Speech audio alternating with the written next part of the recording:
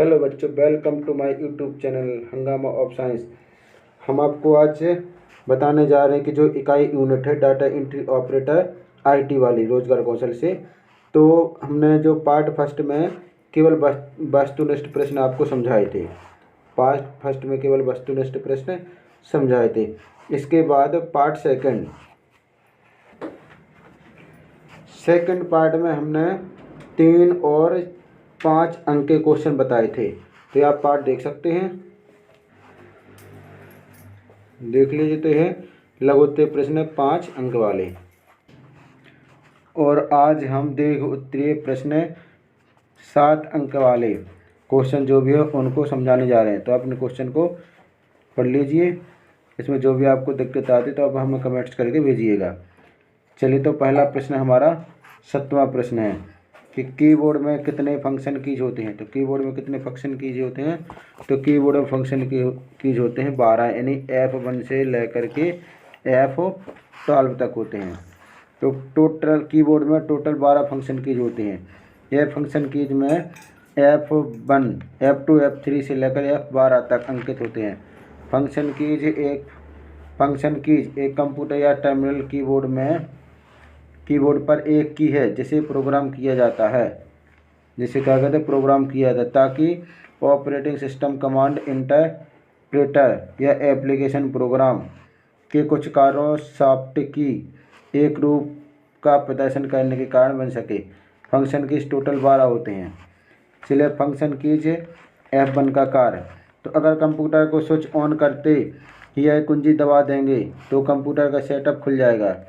यानी जैसे कंप्यूटर को स्विच ऑन करेंगे और F1 कुंजी को प्रेस करेंगे तो सेटअप खुल जाएगा, जिसमें सेंसिटिव कंप्यूटर सेटिंग को देखा जा या बदला जा सकता है। अगर विंडोज खुल गया है तो कुंजी को दबाने पर window help and support dialog खुलेगा, जिसमें सामान्य समस्याओं का समाधान किया जाएगा। चलिए, अगला F2 विंडो यानी F2 कीज। तो विंडोज में किसी फाइल या आइकन या फोल्डर पर क्लिक करने के बाद F2 दबाने पर उसे फ़ौरन रीनेम किया जा सकता है। यदि F2 दबाएंगे तो कोई फाइल या आइकन खुला है तो उसमें उसे हम क्या कर सकते हैं, फ़ौरन रीनेम कर सकते हैं। अब F5 तो यह रिफ्रेश की तौर पर काम करता है। विंडोज में कोई फोल्डर कॉपी होने के बाद दिखाई नहीं दे रहा है तो इसे दबाइए, दिखने लगेगा। इंटरनेट ब्राउज़र में दिख रहे वेब पेजों को रिफ्रेश या रीलोड करने के लिए बहुत इस्तेमाल होता है। तो रिफ्रेश की यानी F5 रिफ्रेश की विंडो में कोई फोल्डर कॉपी होने के बाद दिखाई नहीं देता तो इसे दबाकर उसे शो कराया जा सकता है। चलिए, अगला है F8 की। तो माइक्रोसॉफ्ट वर्ड में हम टेक्स्ट को सिलेक्ट करने के लिए इस की का इस्तेमाल करते हैं। यानी माइक्रोसॉफ्ट वर्ड में जो भी हम सिलेक्ट करना है तो F8 से सिलेक्ट कर सकते हैं। F9 नेक्स्ट की। तो माइक्रोसॉफ्ट आउटलुक में ईमेल भेजने या रिसीव करने के लिए इसका इस्तेमाल किया जाता है। कई नए लैपटॉप में इसकी मदद से स्क्रीन की ब्राइटनेस को भी कंट्रोल किया जा सकता है। तो F9 से क्या करते हैं, हम नई लैपटॉप में स्क्रीन की जो ब्राइटनेस है उसको कंट्रोल कर सकते हैं। चलिए, अगला प्रश्न है 18वां, टाइपिंग एर्गोनॉमिक्स की भूमिका बताइए। तो टाइपिंग एर्गोनॉमिक्स कुशल और प्रभावी टाइप राइटिंग के लिए लॉजिस्टिक सहायता प्रदान करता है। तो एर्गोनॉमिक्स क्या करता है, कुशल और प्रभावी टाइप राइटिंग के लिए लॉजिस्टिक सहायता प्रदान करता है। वे सटीकता और गति प्राप्त करने और बनाए रखने के लिए महत्वपूर्ण हैं। इनमें शामिल कुछ कारक बैठने की मुद्रा, हाथों की स्थिति, मॉनिटर का स्थान, माउस और कीबोर्ड स्थान आदि। चलिए, अगला प्रश्न है टाइपिंग एर्गोनॉमिक्स की भूमिका क्या है। चलिए देखते हैं। बैठने की मुद्रा। तो कंप्यूटर कीबोर्ड का संचालन करते समय सीधे बैठें, अपनी गर्दन को थोड़ा ऊपर झुकाएं और कंप्यूटर मॉनिटर ठीक सामने होना चाहिए। यानी कंप्यूटर कीबोर्ड का संचालन जब करते हैं तो क्या करें, उसके सामने बैठें, अपनी गर्दन को थोड़ा ऊपर झुकाएं और कंप्यूटर मॉनिटर ठीक सामने होना चाहिए। चलिए, अगली स्थिति नेक्स्ट, हाथों की स्थिति। कीबोर्ड और हथेलियों के साथ अपने अग्रभागों को नीचे, अपनी कलाई सीधी रखें और अपनी कोहनी को स्वाभाविक रूप से लटकाएं। यानी कीबोर्ड और हथेलियों के साथ अपने अग्रभागों को नीचे, अपनी कलाई सीधी रखें और अपनी कोहनी को स्वाभाविक रूप से लटकाएं। चलिए अगला है मॉनिटर का स्थान। तो मॉनिटर पर काम करते समय अपनी गर्दन को झुकाएं नहीं, यानी जब भी हम मॉनिटर पर काम करते तो हम अपनी गर्दन को झुकाएं नहीं। ऊपरी सीमा को आँखों के स्तर पर रखें। माउस और कीबोर्ड का स्थान। तो माउस और कीबोर्ड एक साथ लगभग 20 सेंटीमीटर की दूरी पर रखें, जिससे कि कीबोर्ड के सुचारू और सरल संचालन में मदद मिलेगी। चलिए अगला प्रश्न है प्रश्न 19वां, माउस क्या होता है? माउस की क्रियाओं के बारे में लिखिए। तो चलिए प्रश्न है कि माउस एक इनपुट डिवाइस है। माउस का एक इनपुट डिवाइस या पॉइंटिंग डिवाइस है जिसका इस्तेमाल पीसी के साथ इरेक्ट किया जाता है। माउस का इस्तेमाल मुख्य रूप से कंप्यूटर स्क्रीन पर डिफरेंट आइटम को चुनने, उनके विषय में जानने, उन्हें खोलने और बंद करने में किया जाता है। इसके द्वारा एक यूजर कंप्यूटर स्क्रीन पर कहीं भी पहुंच सकता है। चलिए माउस की क्रियाएं क्या क्या हो सकती हैं? तो क्लिक या लेफ्ट क्लिक, तो इसका उपयोग किसी आइटम को सिलेक्ट करने के लिए किया जाता है। अपने तर्जनी के साथ बाएं बटन पर एक बार दबाएं। दूसरा माउस का डबल क्लिक, तो इसका उपयोग प्रोग्राम शुरू करने या फाइल ओपन करने या एक्शन को ट्रिगर करने के लिए इसका उपयोग किया जाता है, डबल क्लिक का। चलिए अब तीसरा राइट क्लिक, तो इसका उपयोग कमांड के एक सेट और उपलब्ध ऑप्शन को प्रदर्शित करने के लिए किया जाता है। चलिए माउस पॉइंटर को वांछित स्थिति में ले जाएं। अपनी मध्य उंगली को दाहिने माउस बटन पर रखें। माउस को उसी स्थिति में रखते हुए दाएं बटन पर मध्य उंगली को हल्के से क्लिक करें। चलिए अब देखते हैं नेक्स्ट, चौथा है ड्रैग एंड ड्रॉप। तो है एक आइटम को एक स्थान से दूसरे स्थान तक सिलेक्ट और मूव करने की सुविधा देता है। माउस को किसी ऑब्जेक्ट पर रखे, माउस के दाईं ओर नीचे और ऑब्जेक्ट को ड्रैग करें। ड्रैग और ड्रॉप, इसमें क्या करते हैं, आइटम को एक स्थान से दूसरे स्थान तक सिलेक्ट और मूव करने की सुविधा देता है। चलिए पांचवा है स्क्रॉल। यदि स्क्रीन की लंबाई मॉनिटर या स्क्रीन की लंबाई से अधिक है तो एप्लीकेशन की स्क्रीन के दाईं ओर स्क्रॉल बार प्रदान करते हैं। यानी स्क्रॉल क्या करते हैं, इसको ऊपर नीचे खिसकाना, पेज अप पेज डाउन करके तो स्क्रॉल प्रदान करते हैं। यानी पेज डाउन की या एरो की का उपयोग करने की बजाय ऊपर नीचे स्क्रॉल करने के लिए माउस के स्क्रॉल की का उपयोग करते हैं, जिससे पेज को स्क्रीन पर ऊपर या नीचे देखा जा सकता है। चलिए अगला है ब्लॉकिंग। तो ब्लॉकिंग टेक्स्ट को सिलेक्ट करने का दूसरा तरीका है। इसका उपयोग टेक्स्ट को सिलेक्ट करने के लिए किया जाता है, जिसे एडिट या फॉर्मेट करने की आवश्यकता होती है। शब्द या वाक्य की शुरुआत में क्लिक करें और बाएं बटन को दबाए रखें, फिर इस टेक्स्ट के साथ ड्रैग करें। देखें कि काले रंग में हाईलाइट किया जा रहा है। टेक्स्ट या वाक्य के अंत में बाएं बटन को छोड़ दें। जिसका उपयोग होता है ब्लॉकिंग के लिए होता है। तो माउस के कितने 6 प्रकार से हम काम कर सकते हैं, यानी क्लिक या लेफ्ट क्लिक करना और डबल क्लिक करना, राइट क्लिक करना, चौथा ड्रैग एंड ड्रॉप करना, स्क्रॉल करना और छठवां हो जाएगा ब्लॉकिंग करना। चलिए तो माउस की कार है, आप क्वेश्चन देख लीजिए। चलिए नेक्स्ट प्रश्न है प्रश्न नंबर 20 में है कंप्यूटर कीबोर्ड में कंट्रोल की, अल्फ़ा न्यूमेरिक कीज और न्यूमेरिक कीपैड का वर्णन कीजिए। तो आपको यानी इसके नेक्स्ट वीडियो में हमने आपको कीबोर्ड के बारे में विस्तार से समझाया था, तो उस वीडियो को भी आप देख सकते हैं। तो कंट्रोल की, पहला है कंट्रोल की। तो कंट्रोल कीज का उपयोग नियंत्रण वर्ड बनाने के लिए अन्य कुंजियों के साथ संयोजन में किया जाता है। प्रत्येक नियंत्रण वर्ड का अर्थ इस बात पर निर्भर करता है कौन सा प्रोग्राम रन हो रहा है, तो इससे कंट्रोल की का पता लग जाएगा हमें। चलिए अब दूसरा कीज है अल्फ़ा न्यूमेरिक कीज। तो alpha numeric keys typing keys में दोनों तरह की कीज होते हैं, जिसमें अल्फ़ाबेट होते हैं और नंबर। अल्फ़ाबेट ए से जेड होते हैं और नंबर 0 से 9 तक के होते हैं। इन्हें सामूहिक रूप से अल्फ़ा न्यूमेरिक कीज कहा जाता है। टाइपिंग कीज में सभी तरह के सिम्बल्स पंक्चुएशन मार्क्स भी शामिल होते हैं। तो टाइपिंग कीज में कौन कौन से होते हैं? सिम्बल्स और पंक्चुएशन मार्क्स भी शामिल होते हैं। अल्फ़ा न्यूमेरिक कीज में A से Z और 0 से 9 तक के अंक शामिल होते हैं। चलिए अगला है न्यूमेरिक कीज, न्यूमेरिक नंबरिंग वाले कीज। तो न्यूमेरिक कीपैड का उपयोग तब किया जाता है जब विशाल संख्यात्मक डेटा इंटर किया जाना है। यह कीपैड एक साधारण कैलकुलेटर की तरह होता है। यह सामान्य रूप से कंप्यूटर कीबोर्ड की दाईं ओर स्थित होता है। इसमें संख्या 0 से 9, जोड़, घटाना, गुणा, भाग, विभाजन चिन्ह, एक दशमलव बिंदु, नमलॉक, इंटर कुंजी शामिल है। न्यूमेरिक कीपैड दोहरे मोड पर भी काम कर सकता है।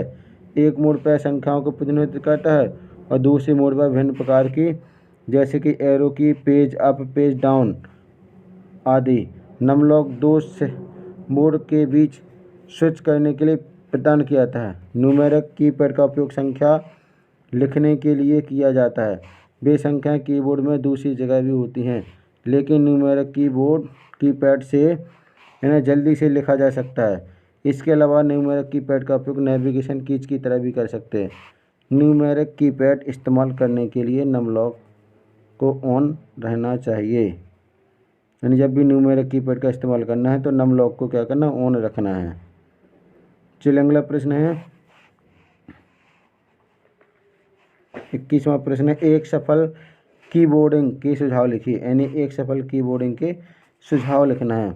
तो पहला, सफल कीबोर्ड के सुझाव निम्नलिखित हैं। तो स्पर्श की दबाएं और अनुचित दबाव ना डालें।